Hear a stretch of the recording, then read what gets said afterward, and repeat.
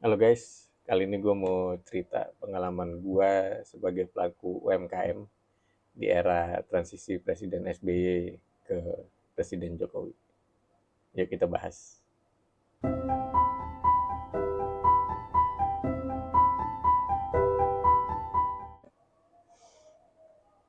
Oke, gue sambil kerja ya.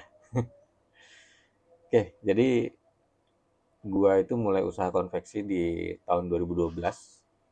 Waktu itu ya usaha kecil-kecilan lah. Bisa dibilang kelas UMKM. Berjalan cukup lancar hingga tahun 2015. Cuman masuk pertengahan 2016 itu mulai terasa yang namanya penurunan daya beli itu mulai terasa. Puncaknya di tahun 2017 usaha gue bener-bener bangkrut. Nggak cuman gue, banyak juga pelaku UMKM yang lain yang juga ngerasain jatuh bangunnya ekonomi saat itu. Dan gue beberapa teman gue sempat ngobrol-ngobrol, sharing-sharing, kita nanya apa ya, menganalisa lah, kenapa ya kok ekonominya Raja Jokowi ini menurun gitu loh. Masyarakat kok kayak nggak punya duit buat belanja.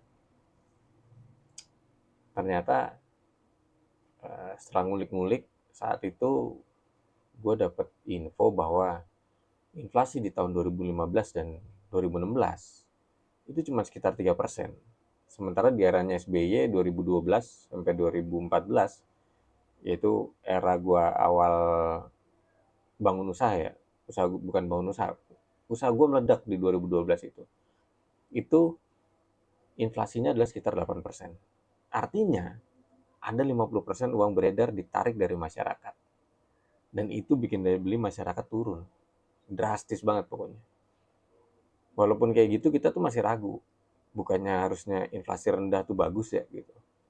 Kan artinya harga-harga barang terjaga. Gitu. Jadi lebih terjangkau.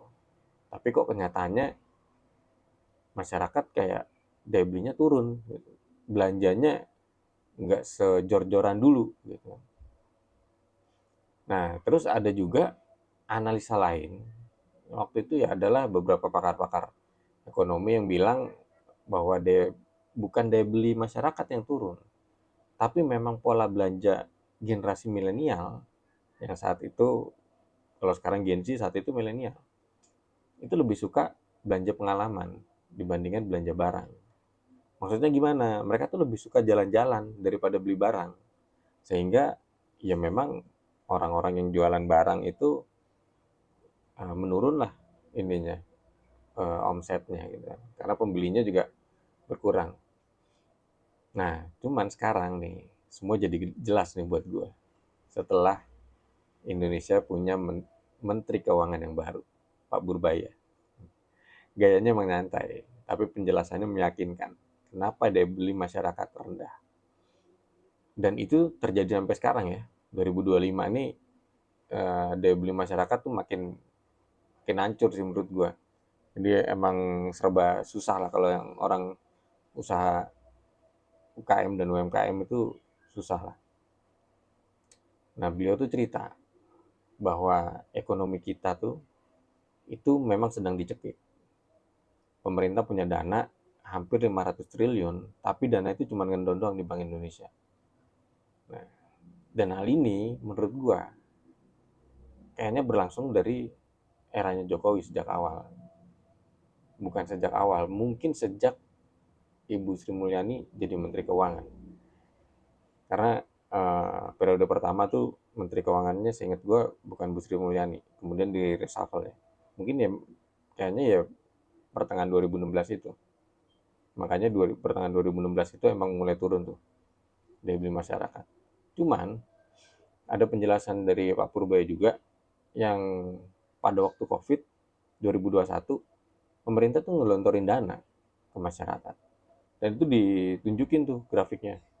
Pertumbuhan ekonominya emang melesat. Nah, setelah ekonominya berputar, COVID mulai reda, ternyata balik lagi pemerintah memberlakukan kebijakan uang ketat. Ya artinya ditarik lagi tuh uang peredaran dari masyarakat. Yang akhirnya daya beli masyarakat turun lagi. Ya sampai sekarang, sampai akhirnya kemarin rusuh. Jadi itu nyakumulasi lah rusuh itu menurut gua. Walaupun nggak bisa dipungkiri mungkin ada provokatornya juga ya. kayak gitu. Kemudian ya disitulah pertanyaan gue selama ini terjawab, ternyata benar gitu.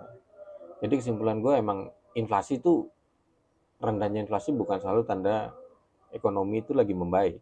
Bisa jadi itu sinyal bahwa ya kita masuk ke era krisis gitu, dengan menurunnya daya beli masyarakat.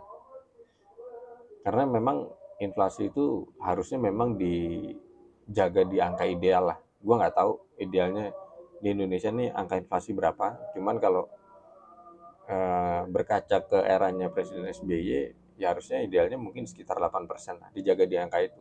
Terlalu tinggi juga nggak bagus, terlalu rendah juga nggak bagus.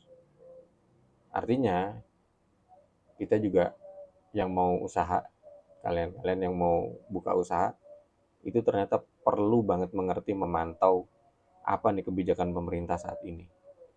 Karena bisa jadi saat ini usaha lagi gampang, nanti eranya berubah, menurun lagi.